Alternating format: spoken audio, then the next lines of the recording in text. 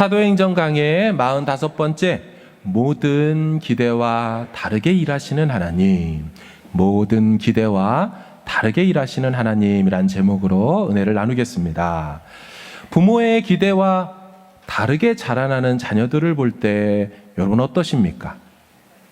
내가 기대하던 상황과 다른 결과들을 볼 때 여러분 어떠십니까? 오늘 본문에는 모든 기대와 다르게 일하시는 하나님이 나타나고 있습니다. 초대교회가 한창 부흥 성장하고 있던 상황이었죠. 자, 그런데 어떤 일이 벌어집니까? 우리 1, 2절을 같이 읽어볼까요? 시작.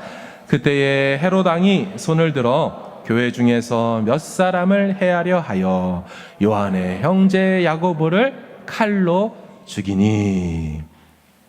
부흥과 성장이 되고 있던 초대교회에 교회를 멸하기 위하여 헤롯이 움직이고 있습니다. 그럼 성경에 처음 등장하는 헤롯은 헤롯 대왕이라고 해서 아기 예수님을 죽이려고 했죠. 그 아들 헤롯 안디바는 세례 요한을 죽였습니다. 이제 그의 손자인 헤롯 아그리파 1세가 오늘 본문에서 사도 야고보를 죽인 것입니다. 그는 역사적으로 보면 그때라고 하는 그때가 자신이 처음으로 왕으로 등극했던 때입니다. 주 41년. 이 헤롯 아그리파 1세는 오래 통치는 못했습니다. 4년 정도 통치했는데 그 첫 번째 해가 바로 지금이죠. 그러다 보니까 재임하던 첫 해에 자신이 다스리고 있는 지역의 사람들의 환심을 사는 게 중요합니다. 유대인들이 무엇을 좋아할까 하고 봤더니 한참 성장하고 있는 기독교인들을 굉장히 싫어하는 걸 발견하죠. 그래서 헤롯이 유대인들의 마음을 사기 위하여 기독교인들 몇 분만 아니라 그 중에 리더였던 사도 야고보를 잡아와서 죽인 것입니다. 근데 이게 웬일입니까? 이 정책이 제대로 회중에게 먹혔어요. 자, 3절을 보세요. 유대인들이 이 일을 기뻐하는 것을 보고, 막 부임했던 헤롯 입장에서 지지율이 막 급상승하고 있으니 이왕 이렇게 된 거 끝장을 보자 하는 마음으로 사도들 중에서도의 최고 수제자 사도인 베드로를 죽이면 끝나겠구나 이런 생각이 든 거죠. 자, 그래서 보니까 베드로도 잡으려 할세, 잡았습니다. 정확히 말하면 잡으려 말하는 죽이려 할세라는 뜻입니다.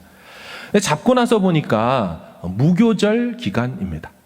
무교란 누룩을 넣지 않는 빵이라는 뜻으로 그 옛날 출애굽했을 때 6월절로부터 일주일간의 기간을 하나님 우리를 구원하신 것 감사합니다 하며 누룩 넣지 않은 빵을 먹었던 명절이죠. 근데 유대 좋은 이 명절에 유대인을 죽인다는 게 허락되지 않았기 때문에 헤롯은 때를 기다리고 있었습니다. 자, 이제 무교절만 끝나면, 명절만 끝나면 자, 이제 베드로도 죽이면 되겠다.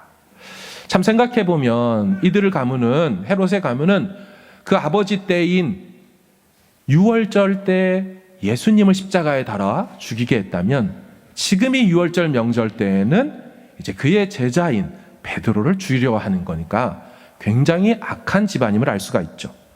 자, 그럼 잡혔던 베드로는 어디에 있었을까요? 학자들은 헤롯 성전의 옆에 있었던 안토니오 요새에 갇혀 있을 거라고 봅니다. 자, 이미지를 좀 보여주시면 가운데에 있는 저 헤롯 성전, 원래는 스룹바벨이 돌아와서 바벨론 포로 돌아와서 지었던 성전을 건축광이었던 헤롯 대왕이 증축하고 예쁘게 멋있게 지어줬죠. 유대인들이 좋아했으니까요. 예수님 시대만 해도 46년 동안 건축 중이었다고 하니까 크기가 대단했습니다. 자, 그러던 중 오른쪽 저 위에 제가 빨간색으로 표현한 이 박스에 거기가 안토니오 요새인데 저 요새 안에 바로 이 베드로가 갇혀 있을 것이다 라고 봅니다. 자, 그럼 가둬놓고 감옥에서 어떻게 지키고 있었을까? 자, 4절을 한번 좀 읽어볼까요? 시작. 잡음에 옥에 가두어 군인 내식인 내 패에게 맡겨 지키고 6월절 후에 백성 앞에 끌어내고자 하더라. 아멘. 자, 유대인들 헤롯 다 낮과 밤을 계산하는 법이 지금 오늘날 우리와 조금 다릅니다. 낮을 12시간을 잡고 밤을 또 12시간을 잡았는데요. 그 밤의 12시간을 3시간 단위로 끊어서 4개로 나누었습니다. 그러니까 밤 1경, 밤 2경, 밤 3경, 밤 4경 이렇게 나눴어요. 각 한 단위마다 3시간씩 할당이 되어 있지요. 자, 이렇게 밤에 군인들 보고 죄수를 지키게 할 때 3시간씩 한 명씩 돌아가면서 교대로 지키도록 하는 게 그들의 일반적인 방식이었습니다.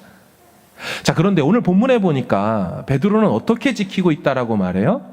군인 넷씩. 이 넷씩이라는 게 그 당시에 있었던 군인의 단위, 가장 작은 단위의 이름입니다. 테트라디온이라고 해서 우리는 소대, 분대 이런 단위를 쓴다면 그들은 테트라디온이라는 4명이 한 조를 이루는 단위를 썼어요. 근데 그 4명이 4패로 같이 일했다라고 말합니다. 자, 그러니까 3시간, 3시간, 3시간, 3시간을 한 명씩 하던 걸 하지 않고 4명씩, 4명씩, 4명씩, 4명씩 이렇게 나누어 지키겠다라는 것입니다. 자, 이와 같이 확실하게 일반적 상황보다 4배 인원을 증원하여 경비를 삼엄하게 선 것이죠. 자, 구체적으로 어떻게 지켰을까요? 6절을 한번 좀 읽어보겠습니다. 시작. 헤롯이 잡아내려고 하는 그 전날 밤에 베드로가 두 군인 틈에서 두 쇠사슬에 매여 누워 자는데 파수꾼들이 문 밖에서 옥을 지키더니. 아멘. 자, 이 4명이 한 조를 이뤘는데 그들의 역할 분담이 둘씩 짝지어 있다는 것을 알 수가 있습니다. 자, 보시면 죄수인 베드로의 양 옆에 두 군인이 있다라고 말을 하죠. 자, 넷 중에 둘은요, 그 죄수의 양 옆에서 있었습니다. 자, 그런데 어떻게 해요? 쇠사슬로 묶었다라고 하죠. 당시 기록에 의하면 한 명의 병사가, 제가 베드로라면 한 명의 병사가 제 오른편에서 자신의 팔과 베드로의 팔을 쇠사슬로 같이 묶습니다. 그리고 또 다른 반대쪽에 또 다른 군인 간수가 또 왼쪽 팔을 다시 쇠사슬로 묶어요. 그래서 쇠사슬이 몇 개예요? 성경에? 2 쇠사슬이라고 하죠. 완전히 같이 묶는 거죠. 그러니까 우리는 보통 죄인들을 어떻게 다루냐면 감옥 창살 안에 넣어놓기만 하고 잠그지 않습니까? 근데 그들은 그렇게 하지 않고 감옥에 넣을 때 간수인 군인이 같이 들어가서 자기와 함께 사슬로 묶어버리는 것입니다. 그러니까 우리 식으로 얘기하면 감옥 안에 형사나 이런 사람이 들어가서 수갑을 같이 양쪽에서 차고 서로 몸이 묶이도록 포승줄로 묶여있는 상태가 바로 이 모습이라고 생각할 수 있는 것이지요. 여러분, 이렇게 감시가 삼엄한 이유가 있습니다. 왜 그렇습니까?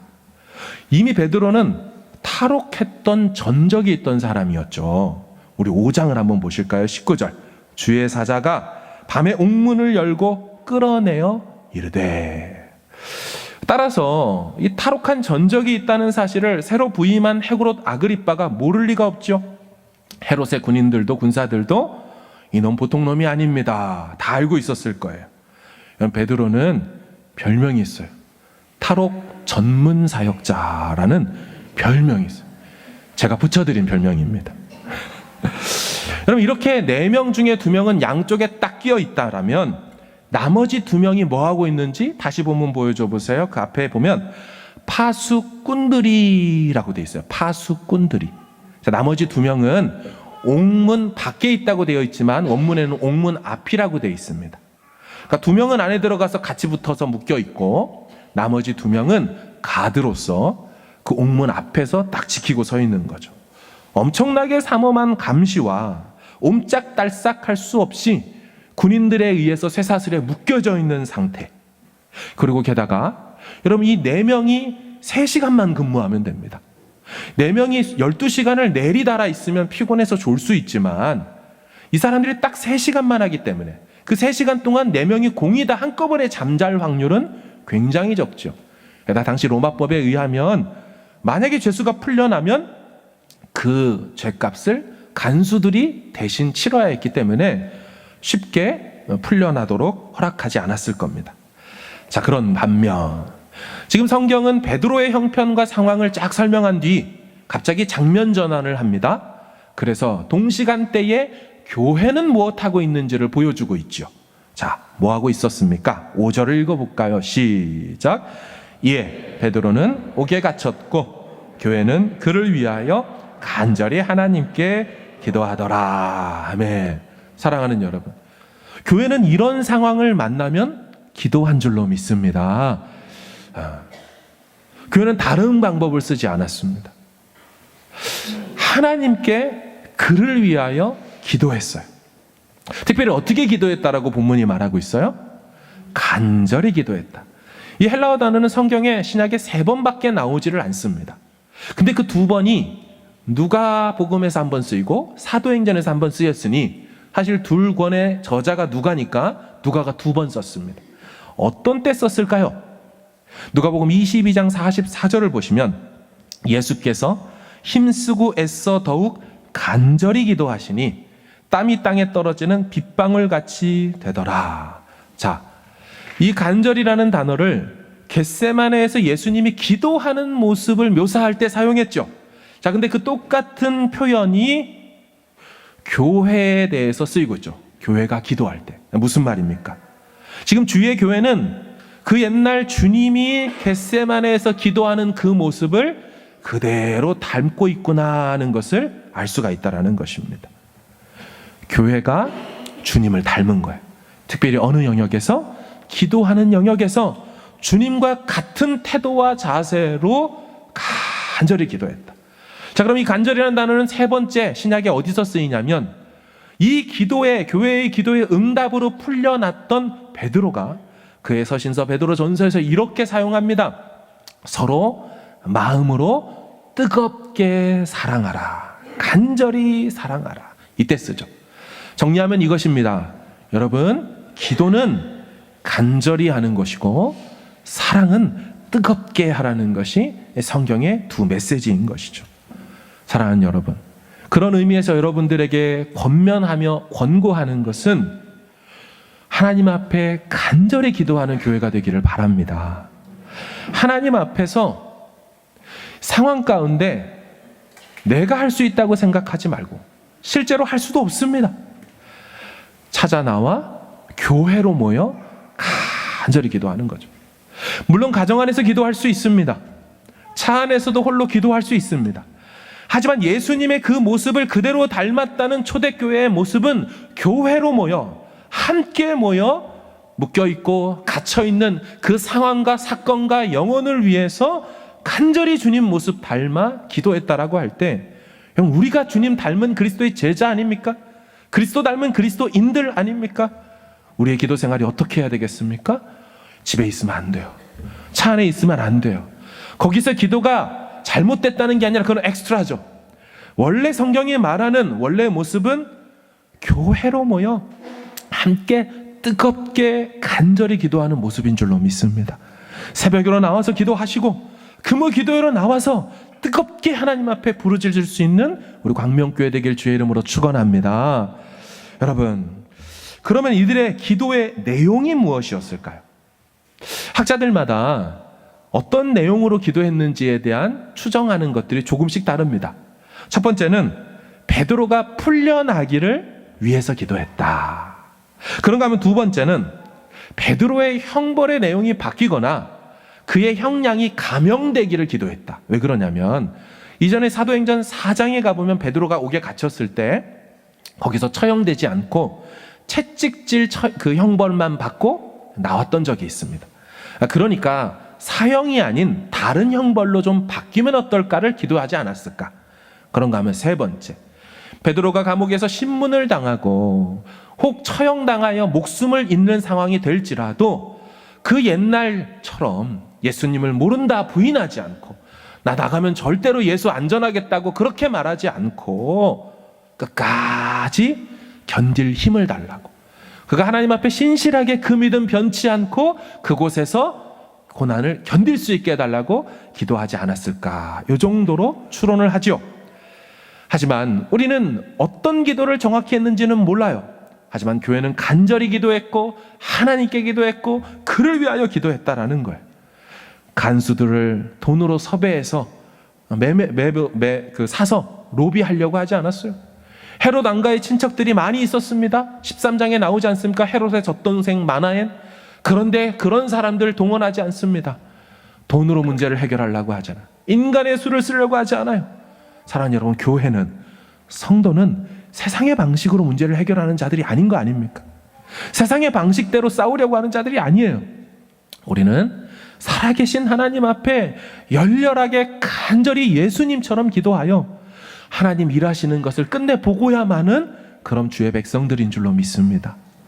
여러분, 자, 이제 이때 교회가 이렇게 깨어서 열렬하게 간절히 기도할 때 당사자 베드로는 뭐 하고 있었습니까? 당사자 베드로는 뭐 하고 있었죠? 자고 있었죠.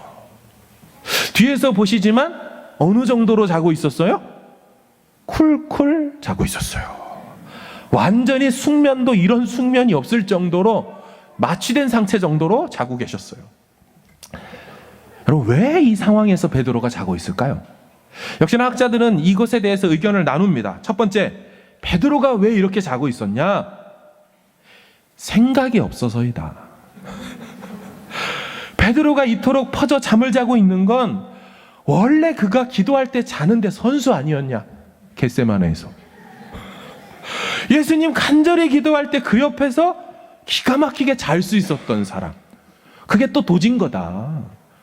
아주 부정적인 해석이고 베드로의 연약함에 초점을 둔 해석이죠. 하지만 여러분, 베드로는 성령 받고 완전히 달라진 사람이 됐어요. 따라서 학자들은 첫 번째 의견을 거절합니다. 두 번째, 베드로는 그런 의미에서 자는 게 아니라 이제 모든 것을 주님께 맡기고 그리고 그분을 신뢰함 속에서 평안히 잠을 청한 것이다. 왜냐하면요, 여러분, 학자들도 이것을 지지하는데 바로 얼마 전에 동료 사도 야고보가 죽었어요. 그 감옥에 같이 본인도 갇혀 있고요. 당연히 베드로도 해당 수순에 따라서 명절 기간 끝나면 목이 잘려 참수형으로 죽을 것입니다. 여러분, 내일 그렇게 죽게 될 사람이 그 전날에 이렇게 잠을 잘 수 있을까요? 여러분, 이것은 생각이 없는 게 아니라 완전히 다 맡겼다고 볼 수밖에 없는 것이죠.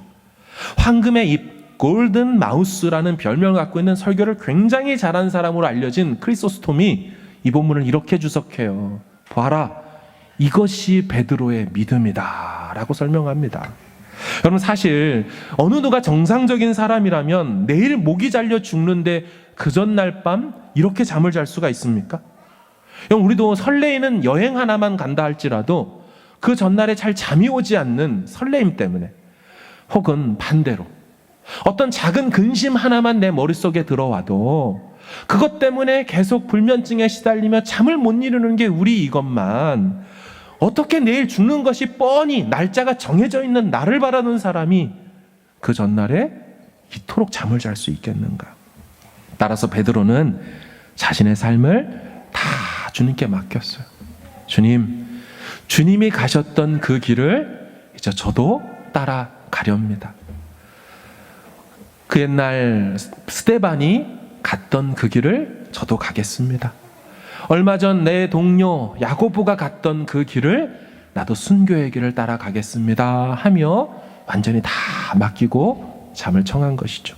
사랑하는 여러분, 혹시 우리 중에 밤잠을 잘 이루지 못하는 분이 계실까요? 작은 근심과 염려들 때문에 좀처럼 그 생각들이 머리에서 떠나가지 못하여 내가 그 염려를 다 끌어안고 있으면서 잠을 청하려니 잠이 오지 않는 분들 말입니다. 성경에 예수님이 이런 말씀하셨죠. 내일 일은 뭐라고요? 내일 염려하라가 아니죠. 옛날 번역 잘못된 거죠. 내일 일은 내일이 염려하게 하라가 지금 번역이고 그게 원문입니다. 이 말이 무슨 말이에요? 염려는 너희들의 소관이 아니라는 거예요. 내일이 염려하게 하라, 이 말은 시간의 주관자 되시는 그분이 알아서 하실 것이니 너에게는 염려가 전혀 어울리지 않고 맞지 않는 것이다. 사랑하는 여러분, 내일 일은 내일 가서 염려하겠다고 하지 마시고 하나님께 다 다 내어 맡기고 평안히 잠이 들 수 있는 저와 여러분 되기를 주의 이름으로 축원합니다. 아멘. 그리고요, 뒤에서 보는 것처럼 베드로는요, 자신이 풀려 나오는 상황 속에서도요, 이걸 현실이라고 생시라고 생각하지 못했습니다. 이제 무슨 말이냐? 그러니까 베드로 생각에는 오늘 이제 내일 되면 내가 죽어서 순교할 거라고 생각을 했지, 자기 생각에 내가 풀려나겠다라고 기대하지 않았다라는 거예요. 그래서 그 일을 모두 겪으면서도 베드로는 뭐라고 이 일을 생각했어요? 9절 읽어볼까요? 시작. 베드로가 나와서 따라갈새 천사가 하는 것이 생시인 줄 알지 못하고 환상을 보는가 하니라. 아멘. 본인은 꿈에라도 바랬던 탈출, 감옥에서 나오는 거였다면 그 일이 일어날 때 아이고야 할 텐데, 그는 꿈에서라도 이 일은 안 일어날 거라고 생각했죠. 그러니까 뭐라고만 생각하는 거예요? 생시가 아니고 틀림없이 이 일은 현실이 아니고 환상일 것이다. 그는 그러니까 환상과 현실을 구분을 못하는 사람입니까? 여러분, 우리는 베드로가 이미 이전에 환상을 경험했던 사람인 걸 알 수가 있습니다. 고넬료의 집에 갈 때 욥바 무도장이 시몬의 집에서 그가 하늘에서 큰 그릇이 내려오는 환상을 몇 번 봤어요? 무려 3번이나 경험했습니다. 그는 환상과 비전과 하나님의 음성 듣는 거에 대해서 한 번도 경험해보지 못했기 때문에 현실과 환상을 구분하지 못해서 일어난 일이 이게 아니라는 거죠. 이미 환상을 경험했던 경험이 있는 사람이 이것을 현실임에도 환상으로 치부하고 결론 내린다는 것은 절대로 이거 현실이 아닐 것이라고만 생각했다라는 거죠. 여러분, 그런 의미에서 지금 베드로의 기대는, 예상은 완전히 어긋나는 것입니다. 베드로는 죽을 거라고 생각하고 기대했지만 주님의 일하심은 베드로의 기대를 저버리셨어요. 다르게 일하셨습니다. 자, 그런가 하면 또 기대를 어긋났다라고 성경이 말하고 있습니다. 자, 11절을 좀 보겠습니다. 시작.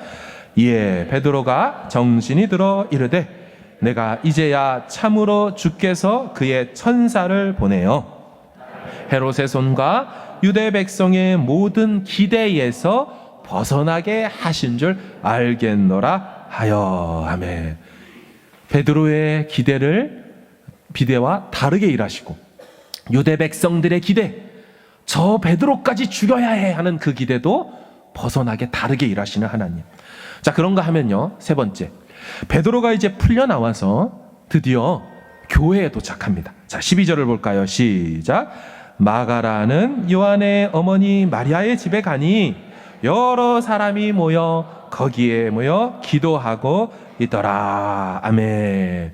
자, 지금 베드로가 어딜 갔냐면 마가라 하는 요한의 어머니의 집. 마가라는 요한, 마가 요한이죠. 우리 마가복음의 저자입니다. 그 마가 요한의 집에 딱 갔어요. 근데 여기가 무엇이었다는 걸 알 수가 있습니까? 이들이 같이 지금 기도하고 있는 걸 보면 앞에서 교회가 기도하고 있었다고 그랬는데 여기서 기도하고 있는 걸 보면 여기가 뭐다? 초대교회 사람들이 모여 기도했던, 교회로 모였던 장소임을 알 수가 있죠. 자, 근데 베드로가 그 집에 딱 도착했는데요, 그 집에 현관 대문이 있었습니다. 보면 성경에 대문이라는 표현이 있는데 이름도 단순한 도어가 아니고요, 큰 문이라는 뜻을 갖고 있고요, 일반 도어로 쓰이는 그 헬라어 단어와 다른 의미 필론이라는 대문, 현관문이라는 용어를 써요. 이 용어는 황실문이나 성전문과 같은 큰 문을 가리킬 때 쓰는 그런 단어입니다. 우리가 뭘 알 수가 있습니까? 지금 마가 요한의 어머니 그 마리아의 집이 굉장히 큰 집이었음을 알 수가 있죠. 자, 그래서 이 집 지붕 옥상에서 사도행전 2장에서 몇 명이 모여 기도했었죠? 몇 명이 모였었어요? 이 집 위에서? 120명이 모였었죠. 120명이. 지금 그 집이 그 집입니다. 똑같습니다. 그러니까 사도행전 2장에 120명이 모였던 그 집의 대문이니까 마당도 있고 꽤 컸을 거예요. 자, 그래서 그런지 그 집에는 여자아이 종이 하나 있었습니다. 그 여자아이 종의 이름이 성경에 나와 있죠. 뭐라고 합니까? 자, 보겠습니다. 13절 시작. 베드로가 댄문을 두드린데 로데라 하는 여자아이가 영접하러 나왔다가, 자, 아이의 이름이 뭐라고요? 로데. 이 헬라어의 이름의 뜻은 장미입니다. 장미. 영어의 로즈. 로데에서 로즈로 단어가 파생되어 나와서 영어가 된 거죠. 여자아이 소녀라고 말하니까 이 아이는 아마 주일학교 정도나 우리 청소년부의 인터 1, 2학년 정도 되는 아이였을 것 같아요.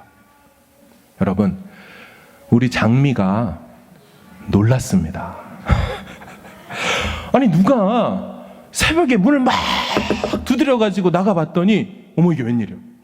안에서 기도하고 있는 기도의 그 제목에 대상되는 분이 대문 앞에 있는 거예요.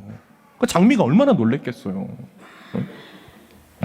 그리고 여기서 장미가 놀랐다는 것은요, 장미도 베드로가 풀려나올 것을 기대하지 못했다는 거죠. 그렇죠? 그런데 장미가 놀라기만 한 건 아닙니다. 장미의 또 다른 감정 하나가 더 표현되어 있어요. 14절 보세요. 베드로의 음성인 줄 알고 기뻐하여. 이 기쁘다라는 단어 앞에 에피라는 그 전치사 하나 붙어서 그냥 기쁜 게 아니고 넘치는 기쁨을 얘기합니다. 장미가 기쁨에 압도당하여 이런 어감을 갖고 있죠. 여러분, 장미가 놀라고 너무 기뻐서 어떻게 합니까? 정작 열어줘야 될 대문은 열지 않고 막 집 안으로 뛰어 들어가기 있죠. 제가 생각해 봤어요. 본인은 놀라고 기쁘지만 그 대문 앞에 계신 분, 베드로 입장에서는 굉장히 당황스러웠겠죠. 장미야 문 열고 가야지, 이러지 않았을까요? 서로 아는 사이입니다. 왜냐하면 베드로의 음성인 줄 알았다니까. 목소리만 들어도 베드로인 걸 알았다면 굉장히 가까운 주일학교 아이가 문 안 열어주고 그냥 가신 거죠. 장미가 외칩니다. 베드로가 왔어요. 안에 있던 어른들이 기도하다 말고 얘기하죠. 장미야, 네가 미쳤구나. 여러분, 이 어감이 굉장히 세요. 이 미쳤다라는 이 단어가 복음서에서 귀신 들려 미쳤나이다 할 때 나오는 그 용어예요. 진짜 얘가 미쳤구나. 다시 장미가 말하죠. 아닙니다. 참말이고 진짜입니다. 그러자 사람들이 다시 얘기하죠. 어른들이.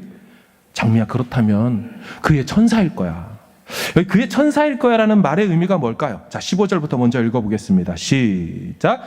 그들이 말하되 네가 미쳤다 하나 여자아이는 힘써 말하되 참말이라 하니 그들이 말하되 그러면 그의 천사라 하더라. 아멘.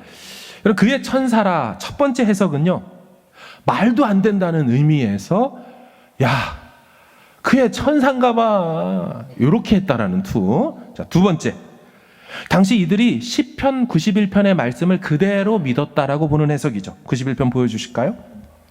그가 너를 위하여 그의 천사들을 명령하사 네 모든 길에서 너를 지키게 하심이라. 그 어떤 주의 백성을 지키시는 그 천사, 혹은 히브리서 1장에서는 뭐라 그래요? 모든 천사들은 하나님이 부리시는 영이고 구원받은 상속자들을 위해 섬기는 영으로 있지 않냐 하면서 아마도 베드로의 천사가 아닐까. 결국 그 집 안에서 계속 이거 갖고 싸울 이유가 뭐가 있겠어요? 대문 밖에 나가보면 알 거 아닙니까? 자, 확인하고자 나가는 장면 16, 17절 시작. 베드로가 문 두드리기를 그치지 아니하니 그들이 문을 열어 베드로를 보고 놀라는지라. 베드로가 그들에게 손짓하여 조용하게 하고 주께서 자기를 이끌어 옥에서 나오게 하던 일을 말하고 또 야고보와 형제들에게 이 말을 전하라 하고 떠나 다른 곳으로 가니라. 아멘. 자, 그들이 문을 열었다 그러죠. 다 같이 이제 나온 거예요, 사람들이. 그래서 문을 열고 보니 베드로가 있네요. 놀랐습니다. 이들이 그냥 감정적으로만 놀란 건 아닌 것 같습니다. 소리를 깍 하고 지를 뻔했던 것 같아요. 그죠? 엄마 하면서 엄마를 아마 찾았을지도 모르겠습니다. 그래서 새벽녘에 이 갑자기 소리가 나면 사람들이 뭔 일인가 나왔다가 베드로가 탈옥한 게 들키면 큰일 나지 않습니까? 그러니까 베드로가 어떻게 해요? 성경을 보니까 그들에게 손짓하여 조용하게 했다. 성경은 그 구체적인 행동은 묘사하지 않고 있지만 2000년 전에도 바디랭귀지는 똑같을 것 같습니다. 조용하라고. 이거 아니고 뭐 어떻게 하겠어요? 사랑하는 여러분, 여기서 또한 드러나는 게 무엇입니까? 교회가 기대했던 것과 주님은 다르게 일하셨다라는 것입니다. 그들이 생각지도 못했단 말은 그들의 기대는 이게 아니었다는 거죠. 날이 새고 헤롯이 베드로를 찾습니다. 그런데 찾아도 찾지 못하죠. 왜 그렇습니까? 베드로는 이미 옷을 다 챙겨 입고 감옥에서 나왔어요. 이 장면을 천사가 5개의 동사 명령형으로 요약해서 설명합니다. 자, 7절과 8절을 보세요. 뭐라고 합니까? 천사가 일어나라. 두 번째, 띠를 띠라. 세 번째, 신을 신으라. 네 번째, 겉옷을 입으라. 다섯 번째, 나를 따라오라. 제가 이 말씀을 쭉 이렇게 보니까 이런 느낌 같아요. 자, 일어나. 옷 입고 신발 신고 겉옷 잠바 입고 유치원 가야지. 마치 유치원에 이 등교시키려는 어머니가 하나하나 아이에게 알려주듯이 제정신이 아니고 비몽사몽간에 있는 그 베드로에게 찾아오셔서 하나하나 옷 다 챙겨 입혀가지고 나오시더라는 거예요. 새벽녘 얼마나 춥겠습니까? 무슨 말입니까? 이 모든 일들이 베드로의 무엇과 아무 상관없었다는 거예요. 그는 의도하지도 않고 기대하지도 않고 나올 때 본인의 생각을 하나도 넣지 못합니다. 그저 하나하나 옷 입는 거 하나하나까지 완전히 누구의 주도하에서 일이 이루어지고 있다? 주님의 주도하에서 이것이 다 되어지고 있다. 게다가 여러분, 베드로는 감옥에서 양팔과 이 간수들의 군인들의 양팔이 다 묶여 있었다 그랬죠? 그 쇠사슬이 어떻게 됐습니까? 7절을 볼까요? 또 베드로의 옆구리를 쳐 깨워 이르되 급히 일어나라 하니 어떻게 해요? 쇠사슬이 그 손에서 벗어지더라. 직역하면요, 쇠사슬이 그의 손에서 떨어져 나갔더라. fall off라는 뜻입니다. 떨어져서 마치 갑옷이나 껍질이 툭 하고 떨어지듯이 그게 떨어져 나갔다. 자, 그리고 감옥을 지키고 있었던 쇠문은 어떻게 됐다고 말합니까? 10절을 같이 읽어볼까요? 시작. 이에 첫째와 둘째 파수를 지나 시내로 통한 쇠문에 이르니 쇠문이 저절로 열리는지라. 아멘. 그럼 쇠문이 저절로 열리는지라 할 때 이 저절로, 이 헬라어 단어가 뭐냐면요, 아우토마토스입니다. 아우토마토스. 무슨 느낌 있지 않습니까? 아우토마토스, 오토매틱입니다. 여기서 나온 헬라어 제기대명사입니다. 여러분들은 지금 인류 최초의 자동문을 보고 계시는 것입니다. 쇠문이 저절로 오토매틱으로 열려지고 있어요. 여러분, 이렇게 나온 다음 날이 아까 어떤 날이라 그랬어요? 베드로가 죽는 날인데 명절로 따지면 무교절이 끝나죠. 자, 명절이 끝나면 어떤 일이 일어납니까? 예루살렘에 전 세계에서 명절을 지키러 왔던 유대인 순례자들이 명절이 끝나니 다 한 번에 본국으로 돌아갑니다. 그 돌아가는 인파 속에 섞여 함께 베드로가 피신하고 다른 곳으로 가는 장면이죠. 헤롯이 찾을 수 있겠습니까? 못 찾죠. 제가 이 본문을 묵상하면서 무슨 첩보 영화 같았습니다. 007이 됐던 미션 임파서블이 됐던 절대로 나올 수 없는 상황 가운데 주인공이 갇혀 있는데 감독의 의도에 따라 기가 막힌 우연과 상황들이 발생해서 딱 하고 탈옥하고 나와서 수많은 무리와 인파 속에 쌓여 요요히 사라지고, 안토니오 요새에서 악당들이 화가 나서 씩씩거리면서 인파를 쳐다보지만 예루살렘 성전에 모인 수십만 명의 사람들이 빠져나갈 때 그냥 망연자실 쳐다볼 수밖에 없는 그런 영화의 한 장면. 헤롯이 할 수 있는 일은 그 간수 16명을 잡아다 신문하고 족친 다음에 다 죽이라는 명령밖에 하지 못했습니다. 그리고 헤롯은 이 일로 정치적 이득을 보고 뭔가 얻으려고 했지만 굉장한 수치를 당했죠. 왜요? 헤롯이 4배나 병력을 강화해서 지켰는데 베드로가 나갔대. 헤롯이 얼마나 무능한 왕인지를 증명해놓고 부끄러워 행정 주둔지인 가이사랴로 떠나가면서 이 에피소드가 끝납니다. 사랑하는 여러분, 오늘 본문을 보실 때 우리는 2가지 관점으로 봐야 합니다. 첫 번째는 손의 관점으로 보시길 바랍니다. 자, 11장 본문을 좀 읽겠습니다. 21절 시작. 주의 손이 그들과 함께 하심에 사람들이 믿고 주께 돌아오더라. 아멘. 자, 지금 보시면 주의 손이 함께 하셔서 복음이 전파되고 수많은 사람들이 주께로 돌아오는 역사가 일어나고 있어요. 주의 나라가 확장되고 있어요. 손의 역사로. 자, 그런데 그때 누구의 손이 등장한다는 거예요? 교회를 해하려는 헤롯의 손이 등장하죠. 1절입니다. 시작. 그때에 헤롯 왕이 손을 들어 교회 중에서 몇 사람을 해하려 하여. 따라서 여러분, 11장과 12장의 문맥은 손의 대결의 역사입니다. 누구의 손이 더 강력한가? 누구의 손이 실제로 이 세상을 통치하고 운행하고 계시냐? 그걸 보여주고 있죠. 질문입니다. 누구의 손이 강력했고 이겼습니까? 주의 손이 강력하고 이겼죠. 보이진 않지만 실제적으로 존재하는 그분의 손이 헤롯의 손을 능했다, 이겼다, 그 말을 하고 있죠. 자, 그래서 베드로가 탈옥하고 나올 때의 모습도 볼까요? 12장 7절 보세요. 노란색. 쇠사슬이 그의 손에서 벗어지더라. 헤롯의 쇠사슬을 주의 손이 베드로의 손에서 벗겨지고 떨어져 나가게 해버리는 것이죠. 또 한 가지 11절 보세요. 베드로의 입에서 뭐라고 고백합니까? 나를 헤롯의 손에서 벗어나게 하신 줄을 내가 깨달았다. 헤롯의 손이 주의 역사를 묶어둘 수 없습니다. 세상의 쇠사슬이 주님의 일하심의 복음의 역사를 가두고 묶을 수가 없어요. 두 번째로 마지막으로 볼 관점은요, 오늘 설교 제목처럼 모든 기대와 다르게 일하시는 하나님 아닙니까? 베드로가 풀려날 걸 기대하지 못했지만 그 기대와 다르게 일하셔요. 교회도 로데도 그가 살아 돌아올 거라고 기대하지 못했지만 살아 돌아왔어요. 유대 백성들은 기대했어요. 그가 죽을 거라고. 하지만 유대 백성들의 기대와 다르게 일하셨어요. 이 일로 정치적 이익을 한껏 보려고 했던 헤롯의 기대도 하나님이 꺾어버리셨어요. 사랑하는 여러분, 때로 우리 인생 가운데 하나님이 우리 기대와 다르게 일하실 때가 있어요. 이 말은요, 긍정적 의미와 부정적 의미를 둘 다 내포합니다. 여러분, 사도 야고보는 그들의 기대와 달리 죽었습니다. 그렇죠? 근데 사도 베드로는 그들의 기대와 달리 죽지 않고 살아 돌아왔죠. 우리는 때로 이런 일들을 만나요. 왜 주님 야고보는 데려가셨나요? 부정적인 기대와 다름.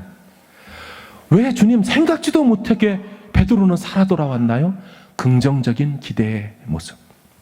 우리 인생 가운데 이와 같이 우리 기대와 다르게 일하시는 하나님을 만날 때 여러분, 우리는 어떻게 생각해야 될까? 보통 우리는 우리 기대와 원함대로 일하시는 하나님을 만날 때 굉장히 좋아합니다. 역시 우리 하나님이야. 역시 주의 손의 역사야. 하지만 만약 그분이 우리의 원함과 기대대로 일하고 계신다면 그분이 주인이십니까? 주가 되십니까?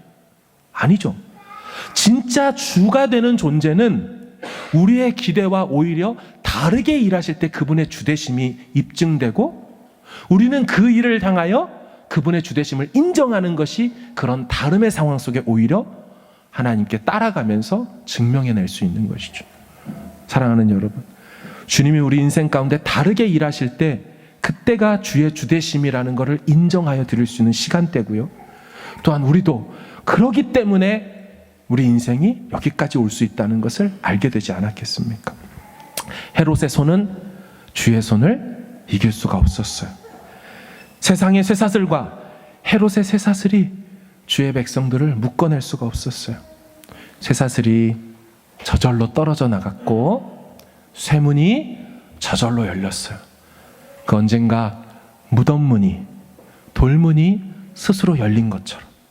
그래서 부활의 주가 사망 권세 깨뜨리고 나오시고 행차하셨던 것처럼 주의 손의 역사를 온전히 믿고 간절히 믿는다면 하나님 일하여 달라고 부르짖는 그 교회들의 부르짖음에 주님은 생각지도 못한 기대를 넘어서는 당신의 방식으로 모든 묶였던 것들을 풀어내시고 막혔던 것들을 넘어뜨리시고 당신의 복음의 역사를 계속해서 이루어 가심을 믿으실 수 있기를 바랍니다. 그 주의 손의 역사가 오늘도 이 시간 우리 가운데 우리의 가정의 걸음걸음마다 어떤 묶여있는 상황마다 때가 되면 일하신다는 것을 확실히 믿고 간절히 주님 앞에 믿음대로 간구하여 부르짖는 저와 여러분 되기를 주의 이름으로 축원합니다. 아멘.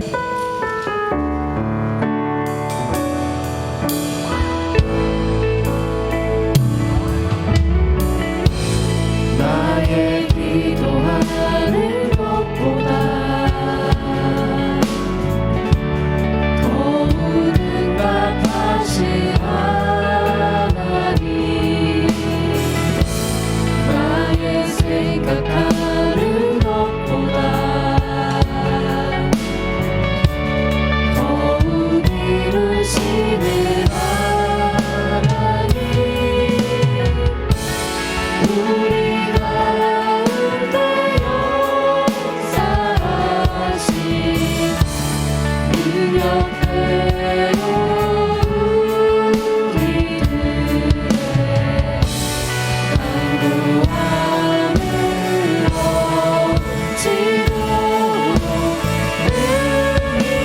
능히하신 주님께 모든 영광과 존귀 찬양과 영광을 돌릴지어다.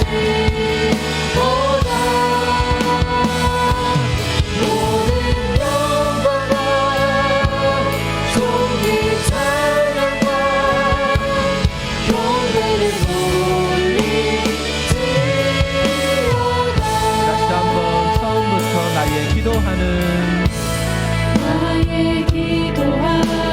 것보다 더욱 응답하실 하나님, 더욱 응답하신 하나님, 나의 생각하는 것보다 나의 생각하는 것보다 더욱 이루시는 하나님, 더욱 이루시는 하나님, 우리 가운데 역사하신 우리 가운데